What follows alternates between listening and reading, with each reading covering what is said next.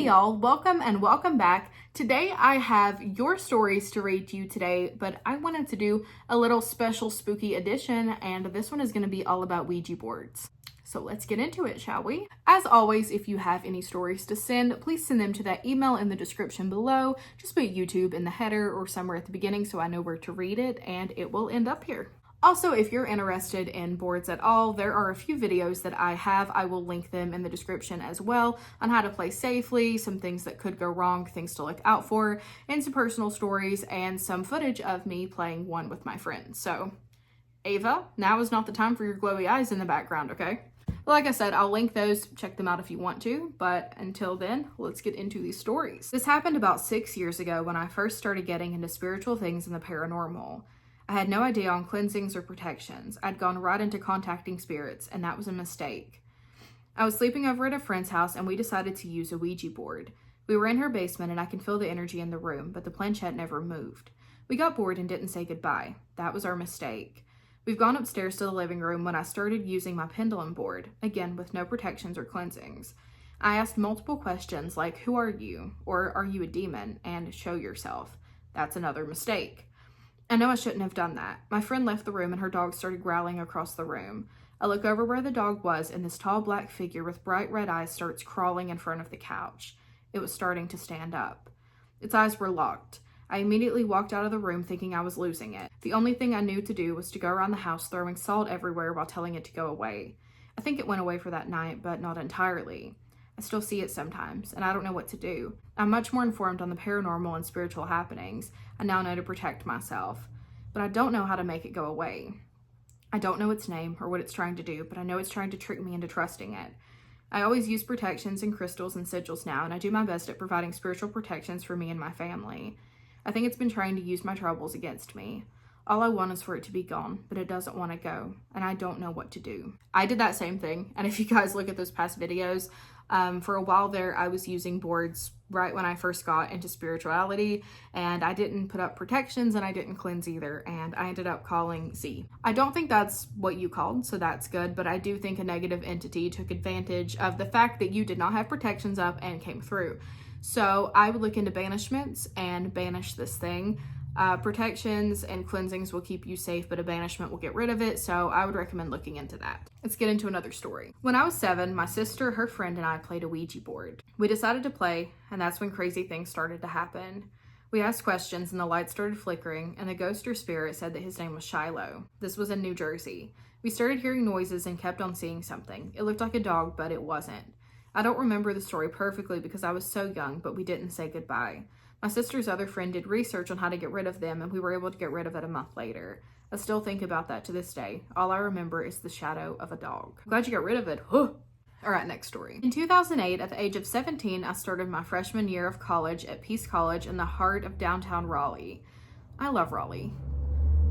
A little backstory about it. It was built and founded in 1857 by founder William Peace.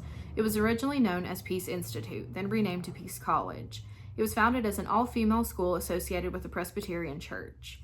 Before the name changed to Peace College, it was also used as a Civil War hospital, and it was rumored that the 4th floor was used to be a morgue. This becomes very relevant later on. So my freshman year, my friends and I decided we wanted to experiment with a Ouija board. At first, I was very skeptical and nervous about using it because I had never used one before. This was the start of my love for the paranormal. At first, I would only use the board with my friends, but the one and only time I used it by myself, something eerie happened. Oh. I was getting bad vibes about it during the session, and I asked what the spirit wanted. In response, the board spelled out D-I-E and K-I-L-L. I quickly ended the session, wrapped the board in a white towel sheet as suggested by one of my friends, and put it in the bathroom because I did not want to sleep in the same room as it. The next night, I was woken up by a loud noise coming from the bathroom. The window over where the Ouija board was being stored had one panel fall out. It literally looked like it was pushed out. The edges were clean with no broken shards left in the frame, so it wasn't like someone threw a rock at it. We contacted maintenance, who claimed that since my roommates and I had suite mates and we all liked to take hot showers, the steam probably melted the caulk around the window, causing it to fall. While this could be plausible, I don't believe it for a second. Flash forward to my junior year. By this time, it was common knowledge that my friends and I had played the board in the past, but since we were getting so close to graduation, we hadn't played in months. I also want to include that at this point, I was also living on the 4th floor, which was rumored to be the morgue. For the first half of the year, nothing happened. Then small things started happening. My roommate and I would put things down only to go back to where we put them and find them missing. We went to class with the TV and lights turned off to return to the locked room with them both on. That kind of stuff. These things started to ramp up. For context, the 4th floor was shaped like a T. One long hall and then 2 shorter halls on either side of the long hall and a common area connecting all of them. Well, one night, my RA came to ask me if I had used the Ouija board recently, and I told her no. She proceeded to tell me that she was hearing noises in the attic above that sounded like someone was up there picking up a bed and dragging it across the floor and then dropping it. She was ready to quit that night. I hadn't heard it before she told me, but after she told me, it was like this thing traveled. Only one hall would hear it at a time. When I finally started to hear it, it was terrifying. At the time, I had my bed lofted so I could have my dresser and desk underneath it. It was only a few feet from the ceiling, and I kid you not, when I started hearing it, I could feel the vibrations of it. This went on for weeks. I lost a lot of sleep because of it. My RA had lots of members of the school staff coming to look into it. Security, maintenance, housekeeping. No one and nothing was up there except for a few squirrel carcasses, as the area is known to be the city of Oaks. The activity continued for weeks after they checked it out and ultimately slowed down and stopped. I would love to know if anyone else in that school, well, obviously they have because everyone in that hall was experiencing it. I want more stories. I want all perspectives. I need to know. This is the story of Nancy, a close friend of mine. So it was the usual Friday night at her place. She played with a Ouija board that day with several of her friends. They asked questions, but instead of the planchette moving to certain letters, it began to move in a strange pattern. It went to all 4 corners of the board and made an X. Then it just went in circles. Later that night, when she was sleeping, she felt a forceful hand grab her arm and wake her. Everyone else in the house was sound asleep. The next night, she was getting ready for bed and her computer screen changed from black to blue. It turned on by itself. She turned the computer off. Again, the computer clicked itself back to life.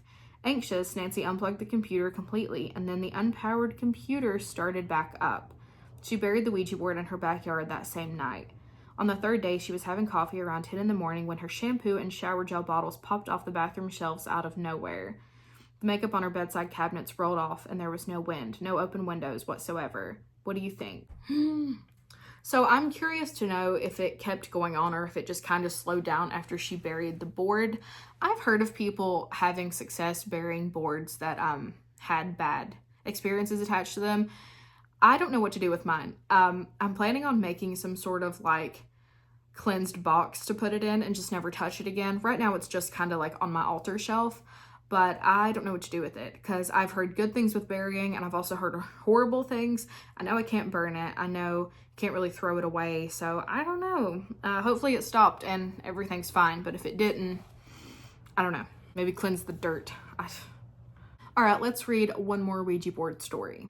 My friends and I live in a small town in Australia, and because of that, there really isn't much to do. We resort to attempting to communicate with spirits for entertainment. I know the feeling.